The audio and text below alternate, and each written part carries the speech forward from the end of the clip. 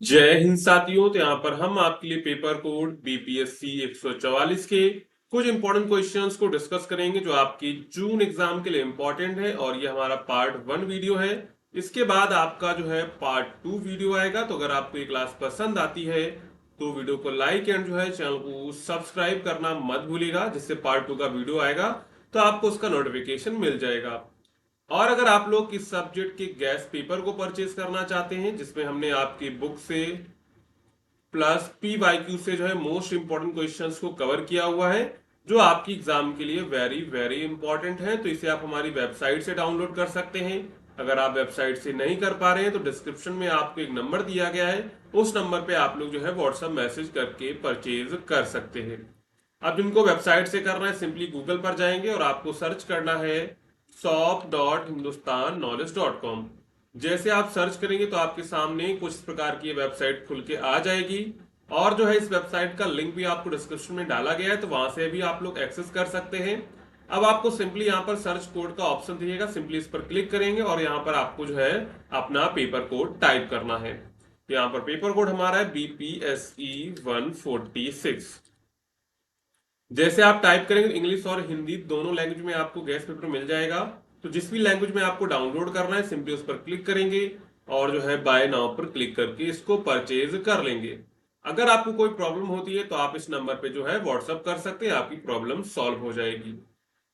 अब यहाँ पर चलते वापस अपने प्रश्नों पर। तो यहाँ पर हमारा पहला प्रश्न है, संघर्ष क्या है और इसके विभिन्न चरण क्या होते हैं। यानी कि संघर्ष क्या, सबसे पहले वो समझेंगे, और इसके जो है विभिन्न प्रोसेस, यानी कि इसके कौन कौन सी प्रोसेस है जिसके द्वारा जो है संघर्ष आता है।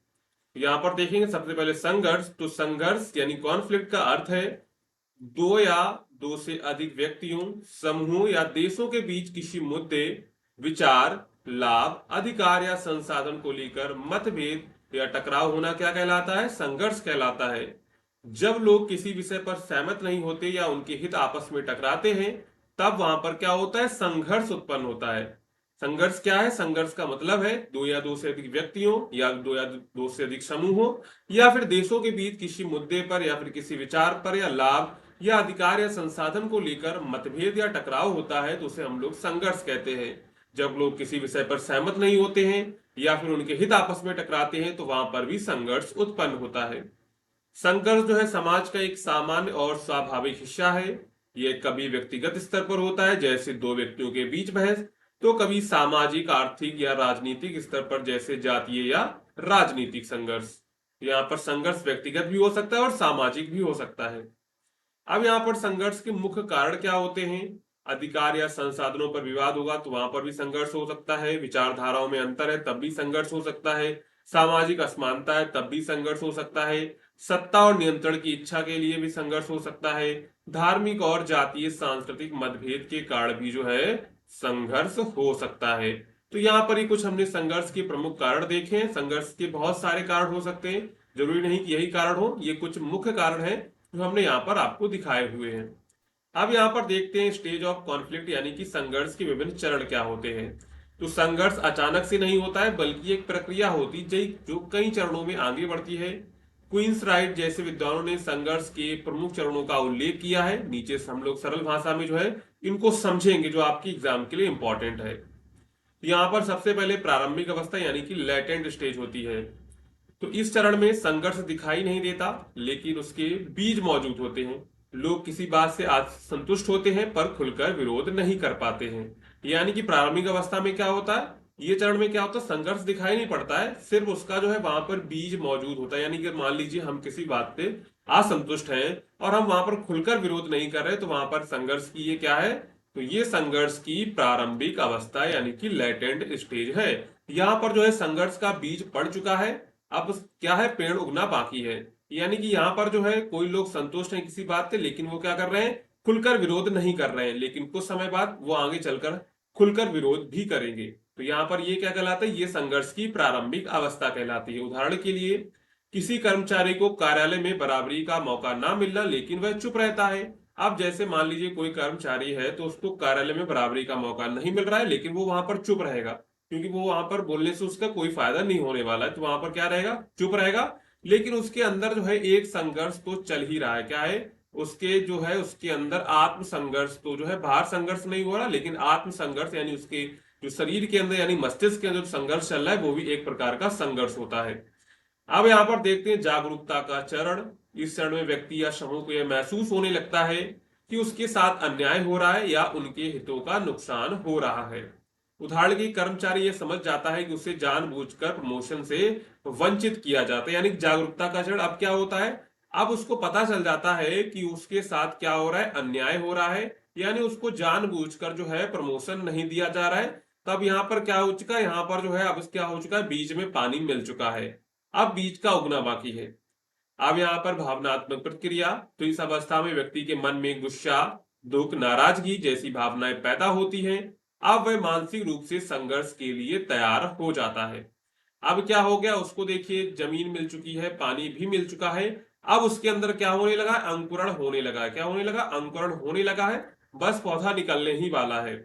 विशेषता देखेंगे तो इस चरण में भावनाएं हावी होती हैं, स्थिति और अधिक तनावपूर्ण हो जाती है। यानी कि अब उसको देखिए, सबसे पहले तो उसके अंदर बीज डाला गया, इसके बाद क्या हुआ, उसको पानी दिया गया, यानी कि उसको क्या हुआ, उसको पता चल गया है कि उसके साथ अन्याय हो रहा है, उसको जानबूझकर जो है प्रमोशन नहीं दिया जा रहा है। अब इसमें क्या होता है, इसके बाद उसकी जो भावनात्मक प्रक्रिया होती है वो उस पर हावी हो जाती है, यानी उसके अंदर गुस्सा, दुख, नाराजगी जो ऐसी भावनाएं पैदा होने लगती हैं।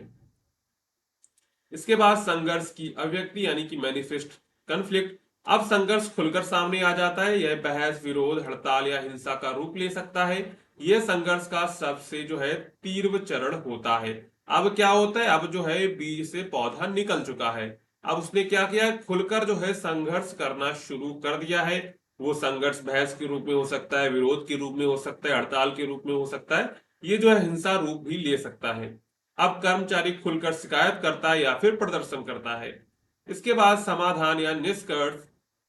इस अंतिम चरण में या तो संघर्ष का समाधान हो जाता है या फिर वह जारी रहता है। समाधान बातचीत, समझौते या मध्यस्थता या कानून तरीके से हो सकता है। यानी कि अंतिम चरण में क्या होता है, संघर्ष का समाधान हो जाएगा या फिर वो जो है वो जारी रहेगा। समाधान बातचीत, समझौते, मध्यस्थता या फिर कानूनी तरीके से हो सकता है। अब इसकी विशेषता क्या है, तो यह चरण भविष्य के लिए शांति या गहरा संघर्ष तय करता है। यानी कि जो समाधान निष्कर्ष होगा, अगर समाधान हो जाता है तो शांति हो जाएगी, अगर वहां पर समाधान नहीं होता है तो वो आगे चलकर क्या करेगा, वो जो है गहरा संघर्ष का रूप ले लेगा। इसके बाद हम लोग अपने उत्तर में निष्कर्ष लिखेंगे। तो संघर्ष मानव जीवन का हिस्सा है, लेकिन यदि इसे सही समय पर समझा और सुलझाया जाए तो यह हिंसा में बदलने से रोका जा सकता है। संघर्ष के विभिन्न चरणों को समझकर हम इससे बेहतर ढंग से संभाल सकते हैं। संवाद, सहिष्णुता और न्याय जैसे उपायों से किसी भी संघर्ष को समाप्त किया जा सकता है और समाज में जो है शांति बनाई जा सकती है। तो यहाँ पर हमने देख लिया, देखिए संघर्ष जो होता है मानव जीवन का आम हिस्सा होता है, लेकिन हमको इसको क्या करना है, सही समय पर समझना है और उसको सही समय पर सुलझाना है ताकि ये हिंसा में ना बदल सके। इसको संघर्ष को हम लोग विभिन्न चरणों में समझ सकते हैं, जो हमने ऊपर देखा कि संघर्ष के क्या चरण होते हैं। सबसे पहले चरण होता है प्रारंभिक अवस्था, लेटेंट स्टेज। इसके बाद जागरूकता का चरण, इसके बाद भावनात्मक प्रतिक्रिया, इसके बाद संघर्ष की अभिव्यक्ति और इसके बाद जो है समाधान या निष्कर्ष। तो अगर आपको पहला प्रश्न अच्छे समझ में आया है तो वीडियो को लाइक कर दीजिएगा, चैनल को सब्सक्राइब जरूर कर लीजिएगा। इसके बाद दूसरा प्रश्न यहाँ पर हमारा है, किम्सी राइट द्वारा वर्गीकृत संघर्षों के प्रकार और उनकी विशेषताओं पर चर्चा कीजिए। तो किम्सी राइट एक प्रसिद्ध अमेरिकी राजनीति शास्त्री और अंतरराष्ट्रीय संबंधों के विद्वान थे। उन्होंने युद्ध और संघर्ष की गहराई से व्याख्या की और विभिन्न प्रकार के संघर्षों का वर्गीकरण किया। किम्सी राइट ने संघर्षों को मुख्यतः 4 प्रकारों में विभाजित किया था। पहला था अन्याय की शिकायत पर आधारित संघर्ष, यानी कॉन्फ्लिक्ट बेस्ड ऑन ग्रीवेंस और इनजस्टिस। इस प्रकार के संघर्ष तब उत्पन्न होते हैं जब कोई व्यक्ति, समूह या समाज यह महसूस करता है कि उसके साथ अन्याय हुआ है। यह अन्याय सामाजिक, आर्थिक, राजनीतिक, सांस्कृतिक स्तर पर हो सकता है। तो यहाँ पर देखिए क्या होता है, तो इस प्रकार के संघर्ष में क्या होता है, इस प्रकार का संघर्ष तब उत्पन्न होता है जब कोई व्यक्ति, समूह या समाज यह महसूस करता है कि उसके साथ अन्याय हुआ है, या फिर जो है यह अन्याय सामाजिक हो सकता है, आर्थिक हो सकता है, राजनीतिक या सांस्कृतिक स्तर पर हो सकता है। इसकी विशेषताएं क्या है, तो इसमें असमानता और भेदभाव की भावना होती है। इसमें सामाजिक असंतोष एक प्रमुख कारण होता है। अक्सर यह संघर्ष जाति, धर्म, भाषा या क्षेत्र के आधार पर होता है। इसका समाधान संवाद और जो है न्यायपूर्ण व्यवस्था से ही संभव हो पाता है। उदाहरण के लिए भारत में दलित आंदोलन या अमेरिका में ब्लैक लाइव मैटर जो आंदोलन थे, ये सब क्या थे? ये अन्याय की शिकायत पर आधारित संघर्ष थे। आप देखेंगे लाभों के बंटवारों को लेकर संघर्ष। अब यहाँ पर देखिए संघर्ष, पहला संघर्ष हमने देखा किसी के साथ अन्याय हो रहा है तो वहां पर संघर्ष देखने को मिल सकता है। अब हम लोग देखेंगे लाभ के बंटवारे को लेकर संघर्ष होता है। इस प्रकार का संघर्ष तब उत्पन्न होता है जब सीमित संसाधनों जैसे जमीन, पानी, नौकरी, सत्ता आदि के बंटवारे को लेकर विभिन्न समूह या देशों में प्रतिस्पर्धा होती है। तो वहां पर कौन सा कहलाता है संघर्ष? लाभ के बंटवारे को लेकर संघर्ष कहलाता है। इसकी विशेषताएं क्या है? तो इसमें आर्थिक कारण प्रमुख होता है। यह अक्सर लंबे समय तक चलता है और तीव्र रूप ले सकता है। इसमें सामाजिक तनाव, दंगे या युद्ध हो सकते हैं। उदाहरण के लिए जल विवाद जैसे कावेरी जल विवाद, प्राकृतिक संसाधनों पर नियंत्रण को लेकर संघर्ष, ये सब क्या है? ये सब जो है लाभ को लेकर बंटवारे हैं। इसके बाद मूल्य आधारित संघर्ष, कॉन्फ्लिक्ट बेस्ड ऑन वैल्यूज। यह संघर्ष विचारधाराओं, धार्मिक मान्यताओं, नैतिक मूल्यों या सांस्कृतिक परंपराओं के टकराव के कारण होता है। यानी कि अगर मान लीजिए किसी की जो है किसी विचारधारा का हनन हुआ है या फिर धार्मिक मान्यता का उसका जो है हनन हुआ है, नैतिक मूल्यों का हनन हुआ है, तो वहां पर भी संघर्ष देखने को मिलता है। इसकी विशेषताएं क्या है? तो यह गहरे भावनात्मक मुद्दों पर आधारित होता है। इसका समाधान कठिन होता है क्योंकि यह भावनाओं और विश्वासों से जुड़ा होता है। संवाद और सहिष्णुता से इसका समाधान संभव हो सकता है। उदाहरण के लिए धार्मिक टकराव, पंथ आधारित संघर्ष, रूढ़िवादी बनाम आधुनिक विचारों के बीच टकराव, ये सब क्या है? ये सब जो है मूल्य आधारित संघर्ष है। क्या है? मूल्य आधारित संघर्ष है। ठीक है। इसके बाद है सत्ता प्राप्ति हेतु संघर्ष, कॉन्फ्लिक्ट ऑफ फॉर पावर और कंट्रोल। इस प्रकार का संघर्ष सत्ता या नियंत्रण प्राप्त करने के उद्देश्य से होता है। यह व्यक्ति, समूह या राष्ट्रों के बीच हो सकता है। विशेषताएं क्या है? यह राजनीतिक संघर्ष होता है। इसमें नेतृत्व, शासन प्रणाली और अधिकारों को लेकर प्रतिस्पर्धा होती है। कभी कभी यह हिंसात्मक रूप भी ले सकता है। उदाहरण के लिए राजनीतिक दलों के बीच चुनावी संघर्ष, तख्ता पलट, सिविल वॉर, ये सब क्या है? ये सब जो है सत्ता प्राप्ति हेतु संघर्ष है। क्या है? सत्ता प्राप्ति हेतु संघर्ष है। इसके बाद हम लोग निष्कर्ष लिखेंगे। तो किमसी राइट के अनुसार संघर्ष समाज का एक सामान्य हिस्सा है, लेकिन जब यह सुलझाया नहीं जाता है तो यह हिंसा या युद्ध का रूप ले सकता है। उन्होंने यह भी माना कि संघर्षों को समझना और उनका वर्गीकरण करना हमें समाधान की दिशा में ले जा सकता है। संवाद, न्याय, सहिष्णुता और समानता जैसे उपायों से संघर्षों को कम किया जा सकता है और समाज में शांति स्थापित की जा सकती है। इसके बाद यहाँ पर हमारा तीसरा प्रश्न है, विश्व शांति के निर्माण में गैर सरकारी संगठनों मतलब कि एनजीओस की क्या भूमिका होती है, उसकी व्याख्या कीजिए। तो सबसे पहले हम लोग यहाँ पर कुछ इंट्रोडक्शन देखेंगे। तो गैर सरकारी संगठन यानी कि एनजीओ वे संगठन होते हैं जो सरकार से स्वतंत्र रूप से काम करते हैं और समाज में सुधार लाने के उद्देश्य से कार्य करते हैं। ये संगठन लाभ कमाने के लिए नहीं बल्कि सामाजिक सेवा के लिए बनाए जाते हैं। विश्व शांति के निर्माण में इन संगठनों की भूमिका बहुत महत्वपूर्ण मानी जाती है। तो एनजीओ क्या होते हैं? वे संगठन होते हैं जो सरकार से क्या करते हैं? फ्री काम करते हैं और समाज में उनका जो है काम उद्देश्य होता है समाज में सुधार लाना। और जो ये संगठन होते हैं इनका उद्देश्य लाभ कमाना नहीं होता है बल्कि समाज की जो है सेवा करना होता है। तो विश्व शांति के निर्माण में जो है इन संगठनों की जो भूमिका है वो महत्वपूर्ण मानी जाती है। तो शांति और मानव अधिकारों का प्रचार, तो एनजीओ समाज में शांति, भाईचारा और मानव अधिकारों के प्रति लोगों को जागरूक करते हैं। वे युद्ध, हिंसा और आतंकवाद के खिलाफ जनमत तैयार करते हैं और लोगों को अहिंसा और संवाद का रास्ता अपनाने की प्रेरणा देते हैं। यानी कि लोग क्या करते हैं? एनजीओ जो है समाज में शांति, भाईचारा, मानव अधिकारों के प्रति लोगों को जागरूक करते हैं। वे युद्ध, हिंसा और आतंकवाद के खिलाफ जनमत तैयार करते हैं और लोगों को अहिंसा और संवाद का रास्ता अपनाने की जो है प्रेरणा देते हैं। उदाहरण के लिए एमनेस्टी इंटरनेशनल जैसे संगठन दुनिया भर में मानव अधिकारों की रक्षा के लिए जो है कार्य करते हैं। इसके बाद ग्लोबल पीस फाउंडेशन जैसे संगठन आपसी समझ और सद्भावना बढ़ाने में काम करते हैं। अब यहाँ पर देखें संघर्ष क्षेत्रों में राहत और पुनर्वास कार्य। तो जहां कहीं युद्ध या संघर्ष होता है तो एनजीओ वहां पीड़ित लोगों को राहत पहुंचाने का काम करते हैं। वे भोजन, दवा, आश्रय, शिक्षा और पुनर्वास सेवाएं भी उपलब्ध कराते हैं। तो यहाँ पर वो लोग क्या करते हैं, संघर्ष क्षेत्रों में राहत और पुनर्वास का कार्य भी जो है एनजीओ करते हैं। इनकी विशेषता क्या है, तो ये जो है युद्ध प्रभावित क्षेत्रों में इनकी उपस्थिति बहुत महत्वपूर्ण मानी जाती है। ये संगठन सरकार और अंतरराष्ट्रीय एजेंसियों के साथ मिलकर काम करते हैं। इसके बाद शांति शिक्षा और प्रशिक्षण, तो एनजीओ लोगों को शांति की शिक्षा देते हैं, जैसे कि विवाद सुलझाने की शांतिपूर्ण तरीके, सहिष्णुता, सांप्रदायिक सौहार्द और अहिंसा की महत्ता। वे स्कूल कॉलेज और जो है समुदाय में कार्यशालाएं और सेमिनार आयोजित करते हैं। तो ये लोग क्या करते हैं, एनजीओ जो होते हैं लोगों को शांति की शिक्षा देते हैं, विवाद को सुलझाने के शांतिपूर्ण तरीके देते हैं, सहिष्णुता और जो है सांप्रदायिक सौहार्द और अहिंसा की महत्ता को समझते हैं। वे स्कूल कॉलेज और समुदायों में कार्यशालाएं और जो है सेमिनार आयोजित करते हैं। इनका उद्देश्य क्या है, नई पीढ़ी को हिंसा से दूर रखना और उन्हें बेहतर नागरिक बनाना होता है।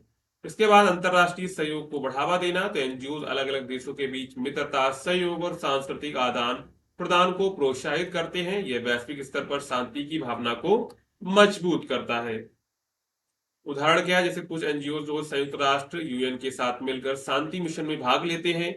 वे अंतरराष्ट्रीय सम्मेलनों में भाग लेकर शांति के पक्ष में आवाज उठाते हैं। नीति निर्माण में योगदान, तो एनजीओ सरकारों और अंतरराष्ट्रीय संगठनों को सलाह देते हैं कि किस प्रकार की नीतियां शांति के लिए फायदेमंद हो सकती हैं। कई बार ये संगठन रिपोर्ट और अनुसंधान तैयार कर सरकारों को सुझाव भी देते हैं।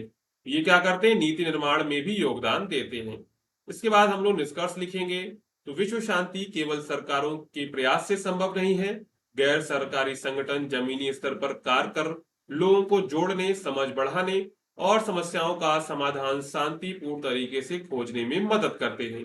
वे शांति की नींव समाज में रखते हैं और यह सुनिश्चित करते हैं कि आम लोग भी जो है शांति प्रक्रिया का हिस्सा बने। इस प्रकार एनजीओ विश्व शांति की स्थापना में एक मजबूत कड़ी के रूप में कार्य करते हैं। तो यहाँ पर हमने टोटल 3 क्वेश्चंस को डिस्कस कर लिया है। अगर आपको ये 3 क्वेश्चंस अच्छे समझ में आए हैं, तो अगर आपने अभी तक वीडियो को लाइक नहीं किया तो लाइक कर दीजिएगा और टेलीग्राम को ज्वाइन कर लीजिए, जिससे आपको अपडेट मिलती रहेंगी। अब चलते हैं अगले प्रश्न पर। तो यहाँ पर हमारा अगला प्रश्न है, संघर्ष समाधान में नागरिक समाज की भूमिका का उल्लेख कीजिए। यानी कि संघर्ष समाज में संघर्ष समाधान में जो है नागरिक समाज की क्या भूमिका होती है, उसके बारे में चर्चा करेंगे। तो संघर्ष समाज एक सामान्य हिस्सा है, लेकिन यदि समय पर इसका समाधान ना हो तो यह हिंसा, अशांति और अव्यवस्था का कारण बन सकता है। संघर्ष केवल सरकारों या राजनेताओं के माध्यम से हल नहीं होते, इसमें जो है नागरिक समाज की भी बहुत महत्वपूर्ण भूमिका होती है। यानी कि देखिए, संघर्ष केवल सरकार द्वारा नहीं हल होते, बल्कि उसमें जो है नागरिक समाज यानी कि हम लोगों की भूमिका बहुत महत्वपूर्ण होती है। नागरिक समाज उन संगठनों, संस्थाओं और व्यक्तियों का समूह है जो सरकारी नियंत्रण से बाहर रहकर समाज की भलाई के लिए काम करते हैं। इसमें गैर सरकारी संगठन यानी कि एनजीओ, मीडिया, धार्मिक संगठन, बुद्धिजीवी, शिक्षाविद और सामाजिक कार्यकर्ता और आम नागरिक इसमें शामिल होते हैं। अब यहाँ पर देखते हैं संघर्ष समाधान में नागरिक समाज की क्या भूमिका है। तो संवाद की पहल करना, सबसे पहला काम क्या है, संवाद की पहल करना। तो नागरिक समाज आपसी बातचीत और संवाद को बढ़ावा देते हैं। जब दो पक्षों में टकराव होता है तो नागरिक समाज एक मध्यस्थ की भूमिका निभाकर उन्हें एक साथ बैठाकर बात करने का अवसर देता है। उदाहरण के लिए कुछ एनजीओ जो है जाति या सांप्रदायिक दंगों के बाद दोनों समुदायों के बीच जो है समझौता करवाते हैं। इसके बाद जनमत तैयार करना। तो नागरिक समाज शांति और अहिंसा के पक्ष में समाज में जनमत तैयार करता है। ये लोगों को जागरूक करता है कि हिंसा जो है वो किसी समस्या का समाधान नहीं है, यानी कि हमको क्या करना है, अहिंसा की तरफ बढ़ना है। और हिंसा जो होता है वो किसी भी समस्या का समाधान नहीं है। तो माध्यम होता है, सेमिनार करवाते हैं, रैली करवाते हैं, मीडिया, सोशल मीडिया या फिर नाटक के जरिए। इसके बाद शिक्षा और जागरूकता फैलाना। तो नागरिक समाज शांति, शिक्षा, मानव अधिकारों और संवैधानिक मूल्यों की जानकारी लोगों तक पहुंचाता है। इससे लोगों में सहिष्णुता, सहयोग और सद्भाव की जो है भावना बढ़ती है। इसके बाद क्या करते हैं, हाशिए पर मौजूद लोगों की आवाज बनना। यानी कि जो एनजीओ होते हैं या नागरिक समाज होता है वो क्या करते हैं, हाशिए पर जो मौजूद लोग हैं उनका जो है उनकी आवाज बनते हैं। यानी कि जिनका शोषण हो रहा है उनके लिए वो आवाज बनते हैं। तो संघर्ष में अक्सर गरीब, महिला, अल्पसंख्यक या वंचित वर्ग सबसे ज्यादा प्रभावित होते हैं। नागरिक समाज उनकी समस्याओं को सामने लाने और सरकार तक पहुंचाने का काम करती है। इसके बाद राहत और पुनर्वास में सहयोग, जहां संघर्ष होता है वहां नागरिक समाज राहत कार्य करता है, जैसे भोजन, दवा, कपड़े, आश्रय और पुनर्वास। इससे पीड़ित लोगों को नई शुरुआत करने में मदद मिलती है। इसके बाद नीति और कानून में सुझाव देना, तो कई बार नागरिक समाज सरकार को शांति और सामाजिक न्याय से जुड़ी नीतियों और कानूनों के लिए सुझाव देता है। वे संघर्ष के कारणों पर रिसर्च करते हैं और समाधान प्रस्तुत करते हैं। इसके बाद हम लोग यहाँ पर निष्कर्ष लिखेंगे। तो संघर्ष समाधान केवल प्रशासनिक या कानूनी प्रक्रिया नहीं है, यह एक सामाजिक प्रक्रिया भी है। नागरिक समाज जमीनी स्तर पर काम करके शांति, समझदारी, सद्भाव को बढ़ाता है। इसके द्वारा किए गए प्रयास स्थायी शांति की ओर ले जाते हैं। इसलिए संघर्ष समाधान में नागरिक समाज की जो भागीदारी होती है वो अत्यंत आवश्यक और प्रभावशाली मानी जाती है। जहां सरकार की पहुंच नहीं होती वहां नागरिक समाज पुल का काम करता है। इसलिए एक मजबूत और जागरूक नागरिक समाज ही शांतिपूर्ण समाज की नींव रख सकता है। यहाँ पर हमने टोटल 4 क्वेश्चंस को डिस्कस किया हो जो आपकी एग्जाम के लिए इंपॉर्टेंट है। अगर आपको वीडियो पसंद आई है तो वीडियो को लाइक करिएगा, चैनल को सब्सक्राइब करिएगा। अगर आपने गैस पेपर को नहीं परचेज करा है तो उसको भी आप लोग एक बार परचेज जरूर करके देखिएगा। तो चलिए मिलते हैं अगली क्लास में।